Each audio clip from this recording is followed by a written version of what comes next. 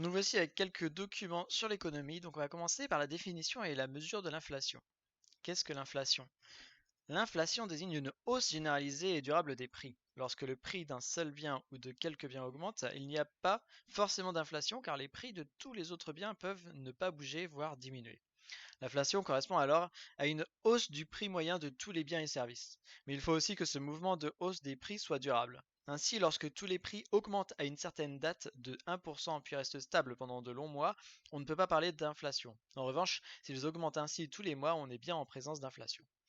Si l'inflation caractérise la hausse des prix, le contraire de ce phénomène est donc la baisse des prix. Il s'agit de la déflation. On ne doit pas confondre la déflation avec la désinflation qui désigne la baisse du taux d'inflation.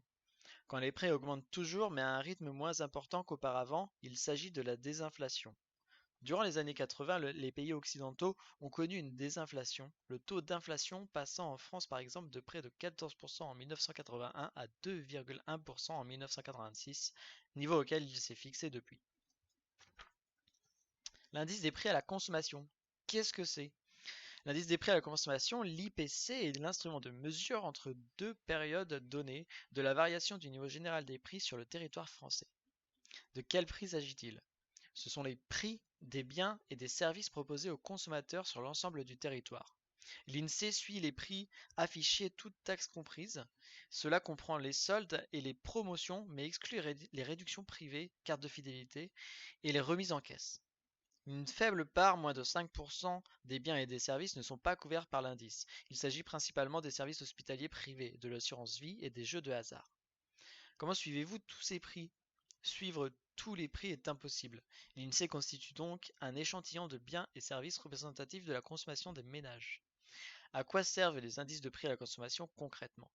Ils permettent de suivre mois par mois l'évolution des prix et donc d'apprécier les tensions inflationnistes. Ces outils servent aux décideurs, aux économistes français, européens ou internationaux, aux entreprises, aux syndicats professionnels, etc. Les indices de prix à la consommation ont également une utilisation sociale et juridique. Ils servent de référence pour de nombreuses indexations, pensions alimentaires, rentes viagères, prestations sociales, SMIC, etc.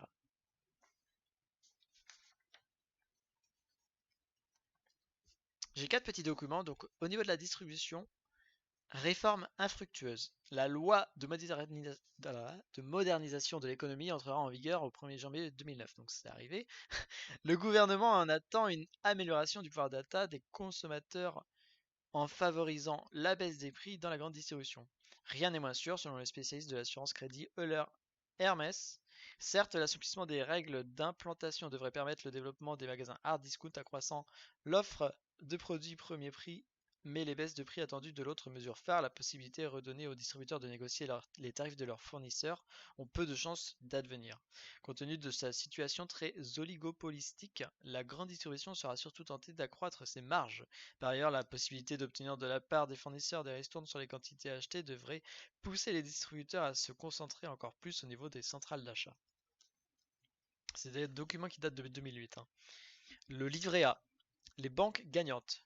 L'une des dispositions du projet de loi de modernisation de l'économie examiné actuellement par le Parlement est l'extension de la distribution du livret A à tous les établissements bancaires dès le 1er janvier 2009. Le livret A est le produit d'épargne préféré des Français. Il sert de quasi-compte bancaire aux plus pauvres et offre aux plus aisés un placement total liquide et défiscalisé. Un couple avec deux enfants peut ainsi placer 60 000 euros sans aucun risque et sans payer un centime d'impôt. Pas étonnant dans ces conditions qu'il y ait 47 millions de livrets A. Jusqu'à présent, seuls trois établissements, les caisses d'épargne, la Poste et le Crédit Mutuel, étaient habilités à proposer ce produit.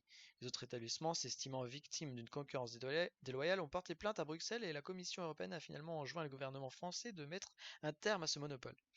Cette banalisation va permettre aux banques non seulement de gagner de nouveaux clients, mais aussi, compte tenu du dispositif retenu par le gouvernement, de récupérer avec le soutien fiscal de l'État 30% des liquidités réunies, qui étaient jusque-là centralisées par la Caisse des dépôts et consignations, la Banque de l'État.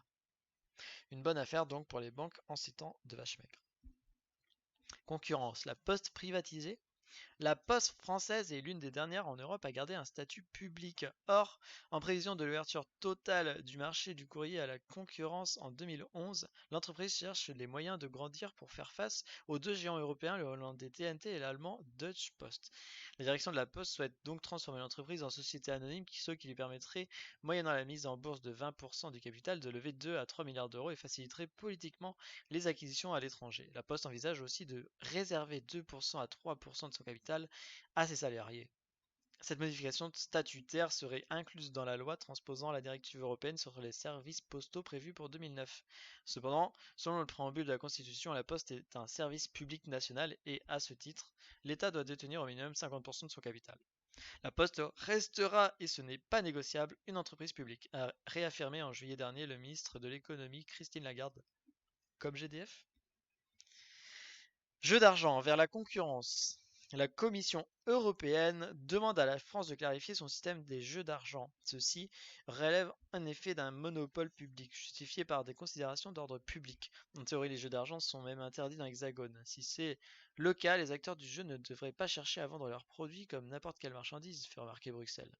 Les deux grands opérateurs publics, la Française des Jeux et le PMU, utilisent abondamment toute forme de marketing pour convaincre la population de jouer davantage. Et cela rapporte gros à l'État, plus de 4,6 milliards d'euros par an.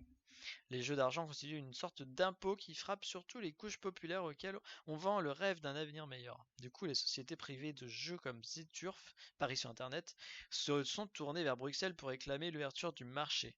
La Commission pourrait saisir la Cour de justice européenne, mais la Française des Jeux et le PMU sont bien décidés à défendre leur monopole.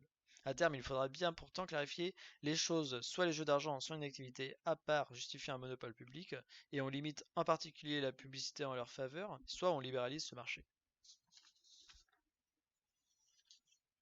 Donc dernier document, état des lieux, les mécanismes, l'incertitude, crédit et effet de contagion favorisent le développement des crises financières.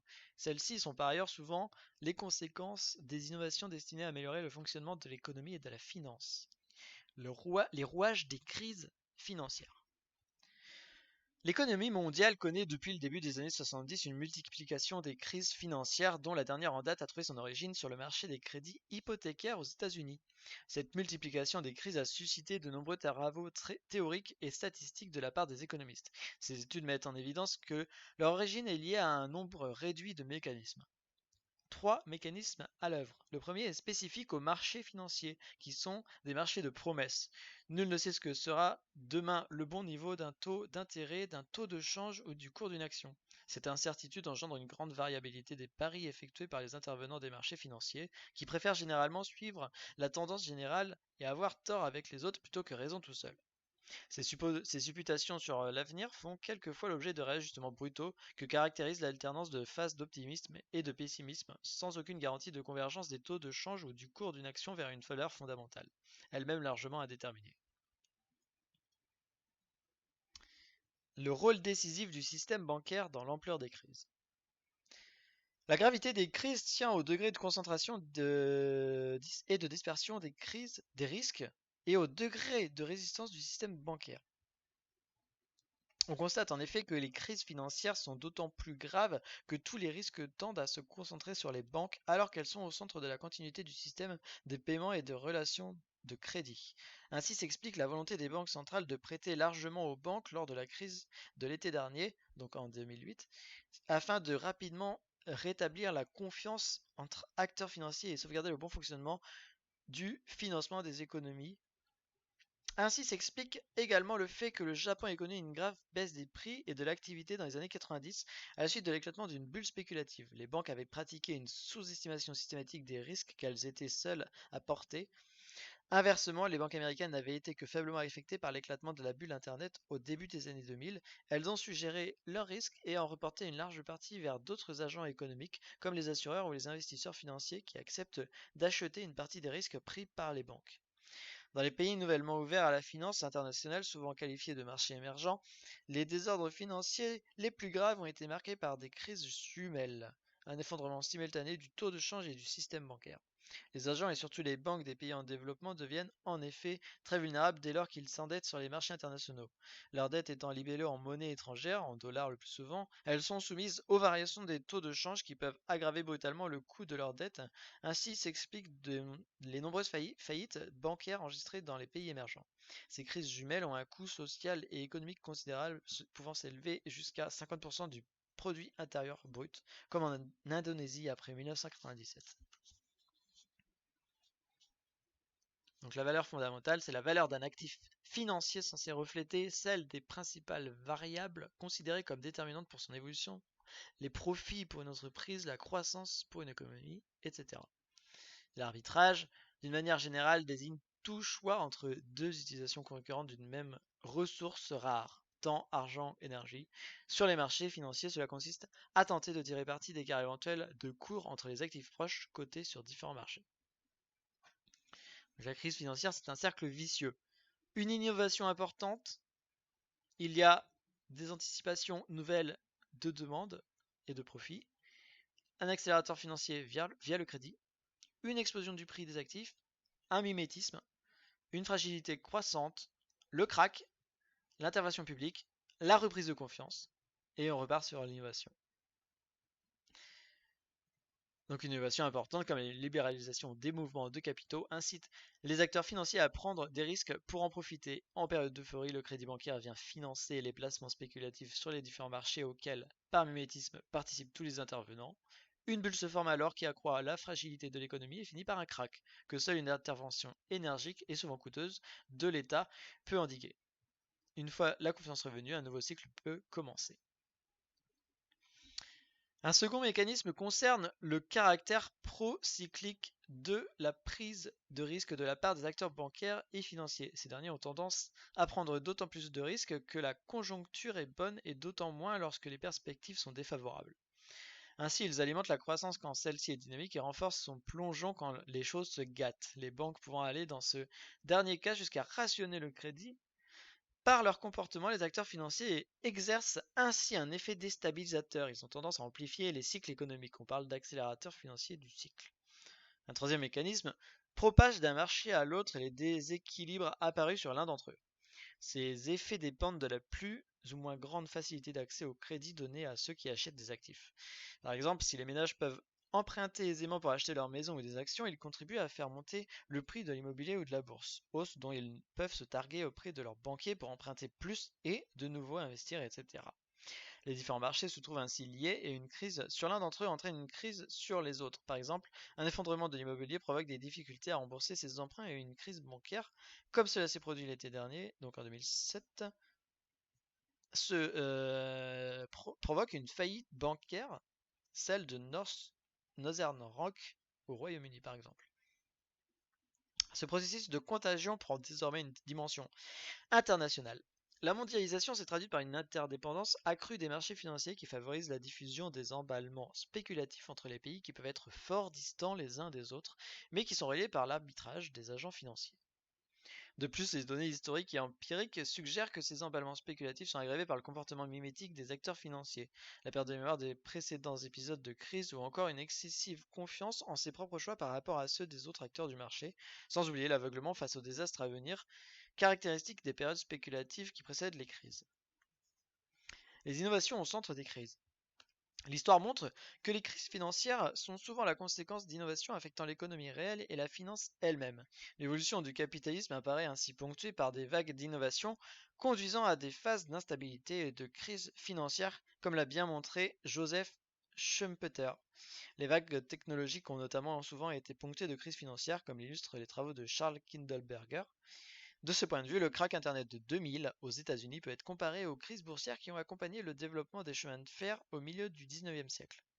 Les innovations financières sont également source d'instabilité car elles ont des effets ambivalents.